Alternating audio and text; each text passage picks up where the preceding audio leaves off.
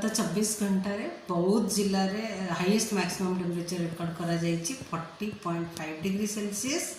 ता सहित किछि किछि जिले में 38 डिग्री सेल्सियस किंबा ताठू अधिक टेम्परेचर रिकॉर्ड करा जायछि, जेमति कि भद्रक, गंजाम, भद्रक, गजपति, मयूरभंज, संबलपुर, सुंदरगढ़, कलाहांडी, बलांगीर और सोनपुर जिले में।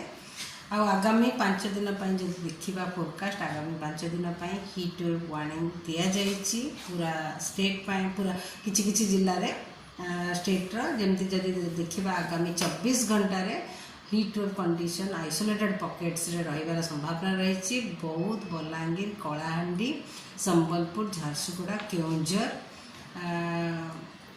सुंदरगढ़, मयूरभंज जिले में येलो कलर वार्निंग दि जाइए। ता सहित हॉट एंड ह्यूमिड भी कंडीशन दि जाइए, जमती कि गजपति, भद्रक जिले में इवन बालेश्वर में भी हॉट एंड ह्यूमिड फील हो पारे।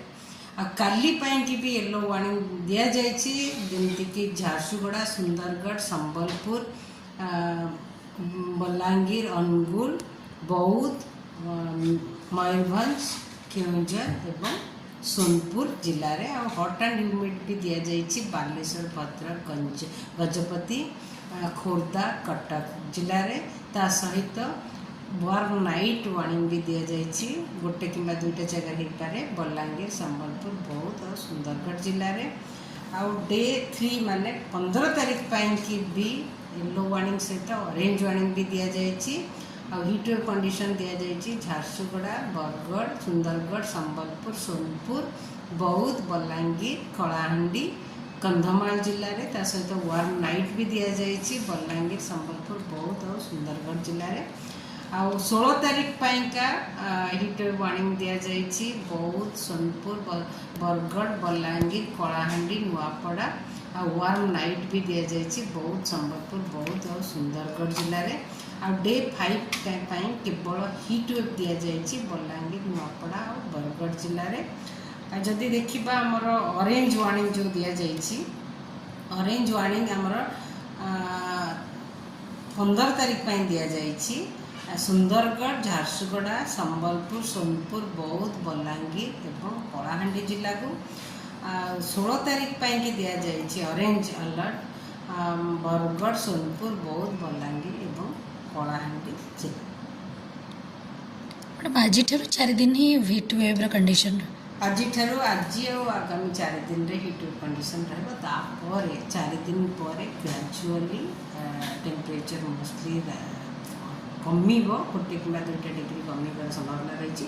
किंतु आगामी 4 दिन जाए आमर मैक्सिमम टेम्परेचर और मिनिमम टेम्परेचर रे विशेष परिवर्तन होबार संभावना नहीं, किंतु गोटे कि 2 डिग्री बढ़िबार संभावना। हिटवेव जो जिला जो कही अलर्ट कले कौन से कौन प्रिकॉशन नेबे से मोस्टली पीक आवर माने जो बारटा बेले 3टा बेला समय पर्यंत बाहर बेसी समय काम करवा ठीक नुह।